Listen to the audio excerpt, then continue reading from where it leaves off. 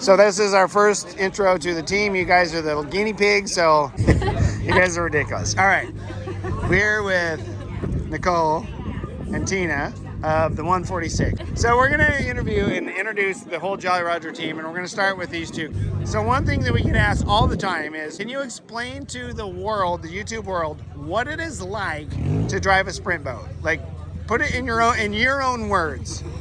It's so, I honestly think it's so challenging on so many different levels because you're trying to remember the track, get all the corners right, get your apex right, plus then control your steering, make sure it's smooth, control your throttle to give yourself enough throttle. It's just, there's so many different aspects in it. It's such a mental challenge, but it's so like, that's what makes it exciting because you have to like learn all these different things and get all these different things exactly right to get a good run. Okay, perfect. So Tina, What?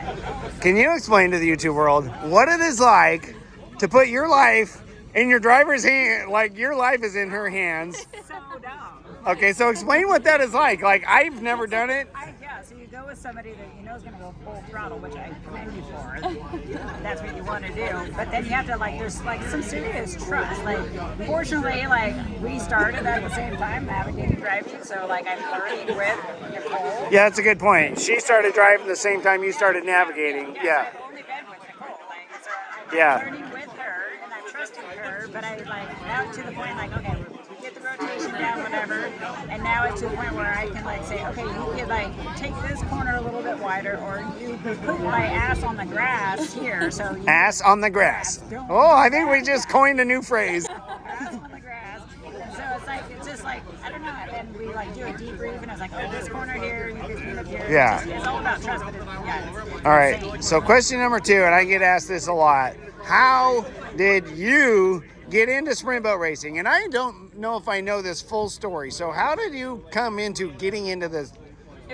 Honestly, it was really random. My dad had raced circle track, and he was trying to get me into racing drag strip.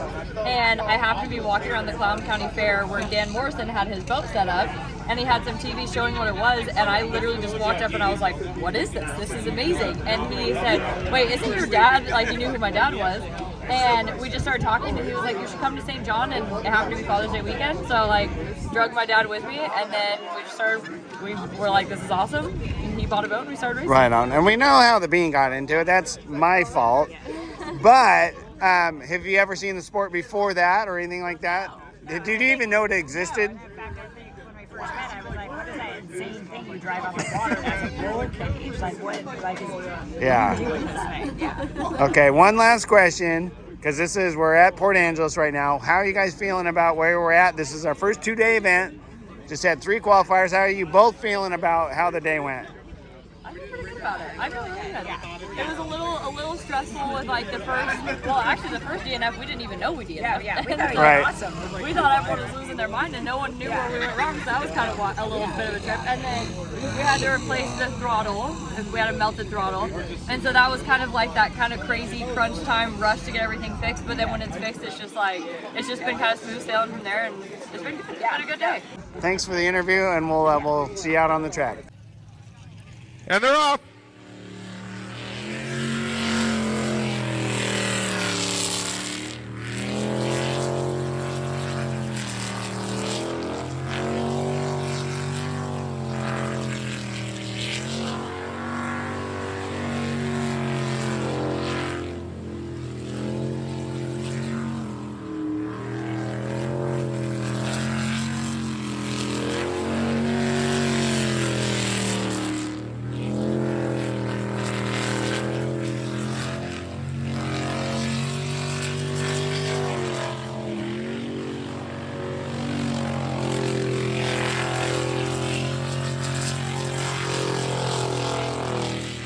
And how about that is a clean run. 146A, the Jolly Roger. Nicole and Tina with a clean run. All right, now we're with, well, these guys are kind of famous already because he owns the boat that Cletus drove. So, TJ, question number 1. How can you describe to everybody what it's like to drive the 208? Insane amount of power. It's like a crotch rocket where you just got that instant go, but you're on water and turn harder than what you can on a bike, which is crazy. Have you ever, I want to focus on that. The turning. To me, that's what's crazy. The turning is nuts. Have you ever driven anything in your life that turns this hard? No. I don't really think there is anything that turns this hard. Yeah. Yeah. Not that I can tell. I mean, like I've rallied my street bike a lot, and I've done a bunch of other racing and stuff, but there's just it's weird. Like you have to trust the boat to know that it will stay in the water. It's a huge trust. And I'm battling that because I'm driving a new boat. It's a huge trust. It's a huge trust issue. All right, that's a good point. That's a good point. We're not brought up. Keith, you're in the other hand. You're in the silly seat. You're like, you have no control out there. You're just along for the ride. So explain to everybody what it's like. You're strapped in this thing doing 6 Gs, 70, 80 miles an hour around there with put in his life. So explain what that's like. You're out there with no controls, no nothing. I don't know if I really can explain that. You just got to trust. There's a big trust issue, I think, between driver and Navi. Yeah. I would say factor, not issue, but whatever. Factor. That's accurate. I'll reframe that and say that it's a big factor in the situation. The Navi has to trust the driver. And if you don't have that, then I don't think you would make a good boat crew. I mean, if that... No, for sure. Yeah. There's a lot of, like, you guys are essentially BFFs, right? Right. So there's obviously trust there. Like, I've known him for 18 years. yeah. So I trust him, obviously. No, that's a good point. Okay, what about trusting the boat? Do you feel like you have to trust the boat too? I think so. Yeah. I think so. To feel comfortable To in feel there. comfortable, you have to. All right, so one last thing, we'll go back in reverse order. How did you get into the sport? Like I said earlier, I've known this guy 18 years, and I'd never even seen or heard. I knew what it was, but he got the opportunity to drive a boat, and he needed a navigator. He needed somebody to be a silly seat operator, and he called me, asked me. I said, that sounds crazy, but I'm in. Right on. TJ, how did you get into it? We followed the sport for a while, and then the crew chief Kelly, that's who I bought the boat from, Right. was driving, so I pitted for him. My brother Dustin, that has the 556 boat, got out of the military and made it through one race of pitting, and said that he will not come back to another track without a boat. And he goes, by the way, you will be my navigator. So I was like, all right, I'm game. So you did come in as a Navy. Yep. That's I a rode good. with Dustin for 4 years, and then had the opportunity to buy the 208 and had to keep it in the family. So. All right, real quick, how's the day going? Talk about your runs. We had some mechanical issues over here. What was going on? How are you guys feeling after 3 qualifiers, which really only had 1? Yeah, so I ran my last one. We got a run, and I felt pretty good about it.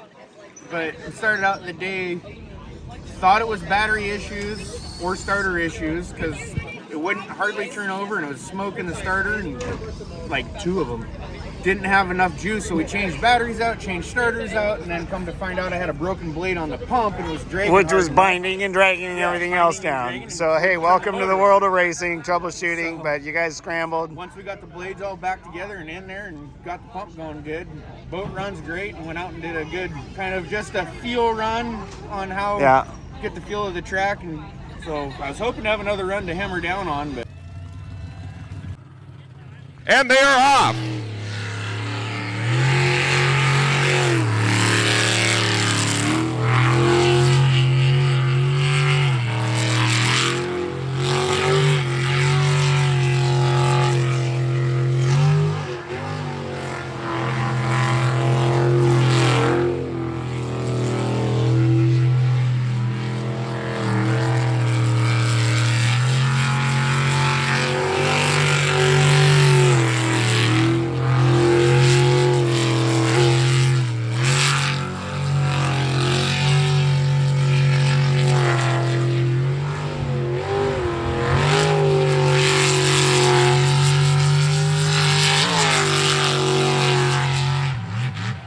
And that is a clean run, folks. All right, our next victims, owner drivers of the 360, Chris and Jen. So yeah, they're the newest members of the Jolly Roger team. So that's kind of exciting. I never thought of that. But so Chris, tell us in your own words, try to describe, because people ask this all the time, like what is it like to drive one of these things? Like the G, the acceleration, everything. Put in your own words what it's like to drive a sprint boat. It's intense. It's more than just driving, because it's the memorization of the course. And to be honest, that's the most difficult thing for me, is you got about 12 hours to memorize the course, and then it's on. So the G's are anything I've never felt anything like that before. Other than the other challenge is there's no practice other than game time. One thing that you said, I remember your very first day on the river, you came out of it and you said, I'm on an adrenaline high. I can't remember the words you said, but like trying to describe like that high, it was almost like a high feeling because you were so buzzed on adrenaline. Oh yeah, like you can check out his video. Oh, that's freaking wild. All right, that was your first time. Yeah. This is Chris's hands. Oh, it's so awesome. I'm gonna need a I got nap. like halfway through and I was like, oh, I can scream. It's such an adrenaline dump. Oh, and I mean, I stuck my hands out and I was shaking like this. Yeah. But it's literally, for me, today was a little bit different just because I had a race under my belt. But it is nothing like I've ever experienced before. All right, Jen. You, on the other hand, you don't have a steering wheel. Nope. You have no control over this thing, and you're putting your life literally in your husband's hands. So what is that like? You're out there pulling 5-6 G's around these corners, and you're like, oh gosh. So explain what that's like to put all of your trust into him with your life, really. Right. Well, at first, it kind of hit him on our way to the first race where he was like, wow, we're partners in marriage, and we're also partners riding in this boat. Right. And he's like, if something happens to one of us, it's happening to both of us. So he's like, huh, that's kind of a weird way to think of it. And he's like, I was like, so are you gonna drive slower or be safer? And he's like, nah, probably not. So I was like, well, all right. Hey, we're all in together. Yeah, exactly. We didn't buy this thing to go slow. Exactly. Right on. And then I kind of, at that point, it kind of was like, well, maybe you should have a different partner. And he's like, no, if I'm driving this thing, you're riding with me. So, no, I fully trust Chris, and I think I probably take it harder when we do miss the course or miss a turn on the course. Because I take that stuff really personal and seriously. Whereas Chris, I know he does too, but there's a lot more going on. So he's also working on like engine things and mechanic stuff that I'm just sitting back there. There's a lot going on. Yeah. All right, so since you guys are a couple and you bought the boat together and all that kind of stuff, can you tell the world, how did you get into the sport? When was the very first time you ever saw it? What drew you in to say, heck, we're buying a boat? So very first time I ever saw it was about 10 years ago. It was actually here. Jen and I were living in Squim, and we just got some free tickets to come to some boat race. Never heard of it before. We looked at it. Some boat race. Yeah, it was. That's awesome. Holy crap, this is nuts. And then last year you invited us. We went to St. John. We came up here. Saw it, and at that point I think I had a riverboat, and that was a ton of fun that you got me into also.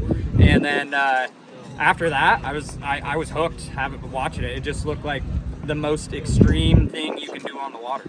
It really is. Yeah. And then all Eric had to say was, you want to buy a boat? Right? Pretty much. You want to buy a boat? So, yeah. Here's the Jolly Rogers, Chris Farmer and Jen Farmer, and they're off.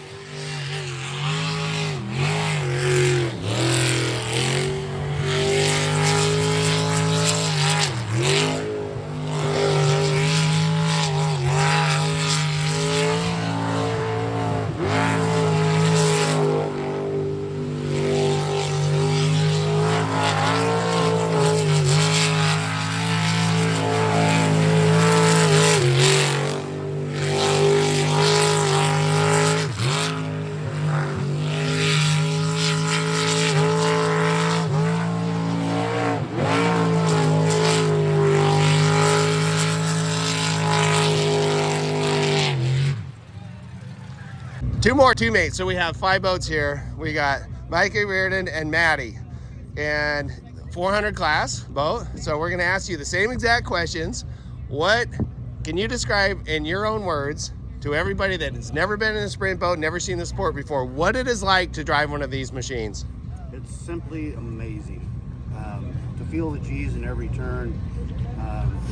The rollovers are exciting. In a bad way. Yeah, in a bad way. But it's just an awesome thing to be a part of. And the fact that it's only in the Northwest right now, it makes it even that much more cool that we're a part of it. Right. So Maddie, you don't have a steering wheel, so I can't ask you the same question. So you got to explain to everybody, like, you're putting your life in this man's hands, right? So for one, let's start out. What's your relationship like? Who is he to you to make you trust him so much? I've known him my whole life. Known him He's your like whole- my uncle. Right on. So that's a good connection. So I can see why that trust would come in. But what is it like for you to be on? This is your second race, right? Yeah. So what's it like to put your life in his hands? Are you scared? Are you like No. not scared I at all? trust him. He's a good driver.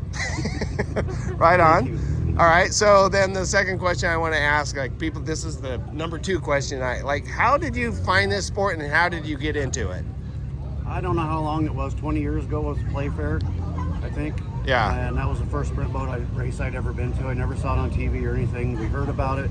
We went to Spokane and watched it at Playfair, and I was hooked. So that's interesting. So I think Chris, I didn't realize Chris, our newest teammate, that's how he got into it, is watching a race here years ago before I even knew him. So same thing, watching it. And Maddie, how about you? How did you, well, I know your story. I've been going since I was little. Well, and you guys, were you going to the Web Slew races? Oh, yeah. Yeah. Oh, right on. Yeah. So since how old were you been coming to these races? Like 8. So you were the kid doing the cartwheel down the hills at... Yeah. That's awesome. All right, real quick rundown. So you guys are kicking ass this weekend. Like, this is the strongest I've seen this boat and you guys doing. So Mikey, give us a rundown real quick on how it went yesterday and what's your game plan going into tomorrow, or today rather. Well, I learned the hard way last year. First lap out, sunk the boat. I tried to go too fast, too early. So after that, I got the track down, stepped it up, and just keep stepping it up. Right. We keep improving, so That's we're my just plan. doing I the try, right I try to thing. improve every single lap, like the time, just a little bit, not a lot. So we're right on the 8 cut, I think, right now. I haven't looked, but we're gonna go for it. I'm glad we got 2 laps because we want to go out, get the sleeting bugs out of our head, Yeah. and then still gonna nail it. So this is one thing that I kind of woke up thinking about. Is like, oh, how hard am I? Because if we get 2 qualifiers now, how hard am I going to go right now on this qualifier? Because this is the first run of the day, and like kind of like to knock the cobwebs off a little bit before I start to push it. So what is your plan with that? My plan is to do just like we did yesterday. Yeah. Not go slow, but not wreck. And then That's the key. then No, pretty don't much- go slow, but don't wreck. Maddie, any parting words? You ready to go fast? All right, let's go. Thank you, guys. Next, this is boat 625, piloted by Mike Reardon and Madison Wurst. And they're off.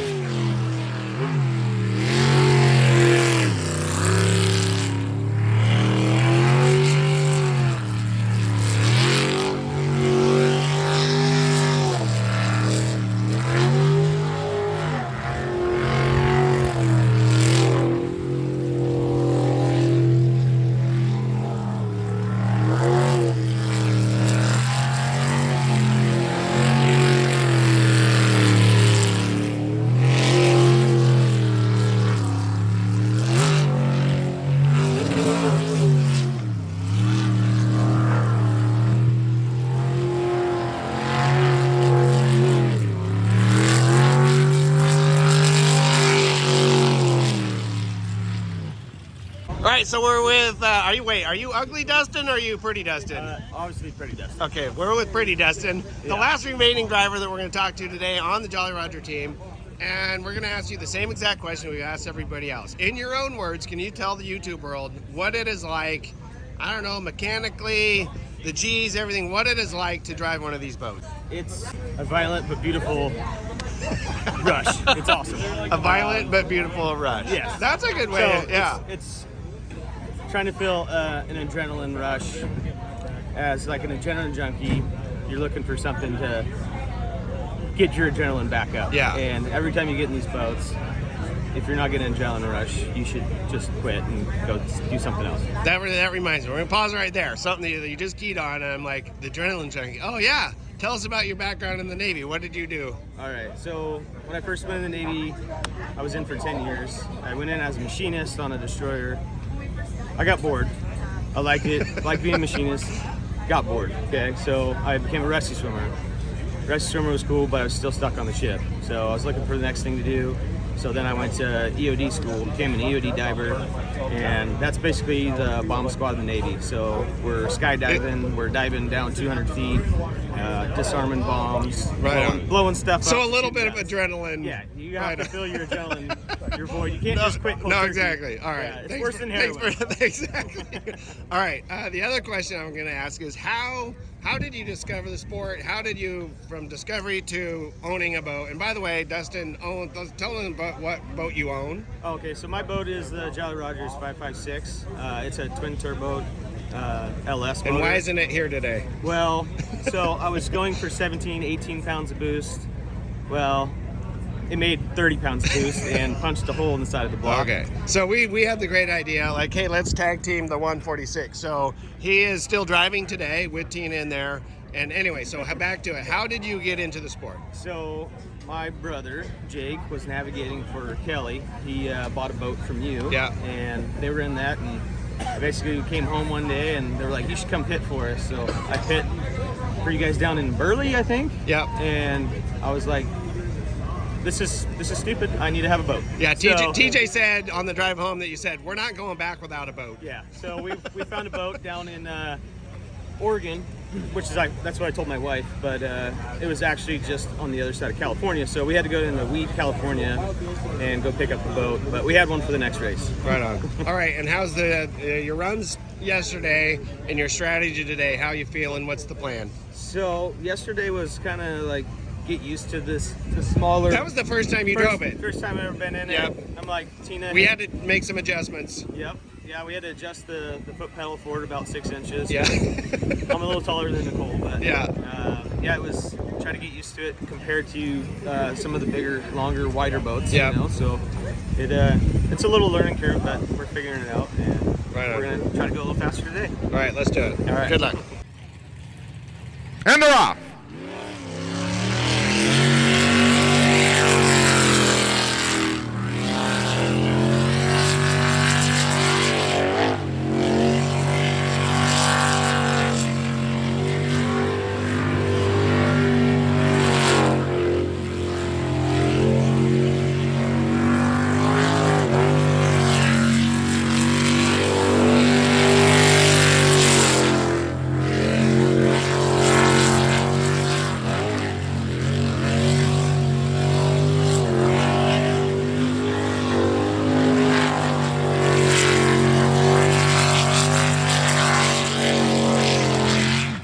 And Jolly Roger with a clean run.